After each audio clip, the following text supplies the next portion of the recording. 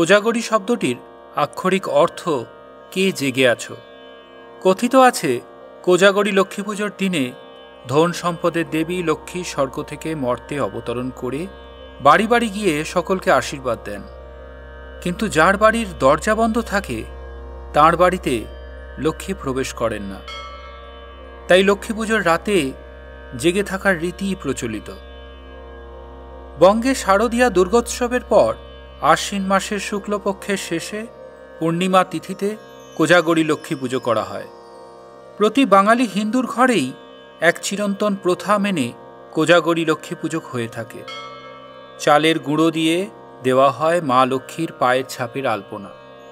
এই দিন মূর্তি ছাড়াও আরও নানানভাবে লক্ষ্মীকে কল্পনা করে তাঁকে পুজো করা হয়।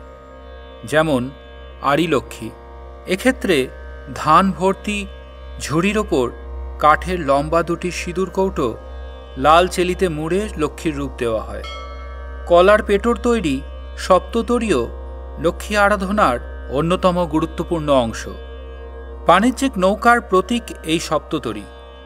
আবার প্রকারভেদে মাটির সরায় পটচিত্রের সাহায্যেও লক্ষ্মী পুজো হয়। কোথাও আবার কলার বের ও লক্ষ্মীর মুখ সমন্বিত পোড়ামাটির ঘটে চাল বা জল ভরে সেটিকে লক্ষ্মী মনে করে পুজো করা হয়। লক্ষ্মী পুজোয় কাঁসর ঘণ্টা বাজানো হয় না, এতে লক্ষ্মী অসন্তুষ্ট হন। শুধু শাঁখ বাজানো হয়। মা লক্ষ্মীকে তুলসী পাতা সাদা ফুল দিতে নেই, লাল গোলাপি ও হলুদ ফুল দিয়ে পুজো করতে হয়।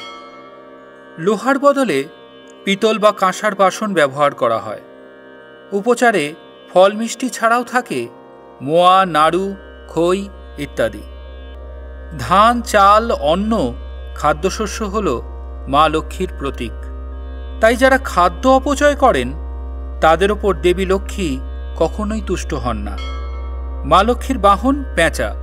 পেঁচা কীট পতঙ্গ ইঁদুরকে খেয়ে খাদ্যশস্য রক্ষা করে।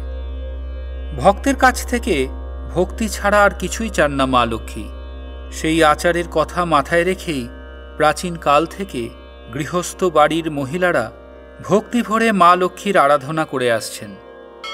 মা লক্ষ্মীর প্রণাম মন্ত্র: ওম বিশ্বরূপস্য ভর্জাসি পদ্মে পদ্মালয়ে শুভে সর্বতো পাহি মাং দেবী মহালক্ষ্মী নমস্তুতে।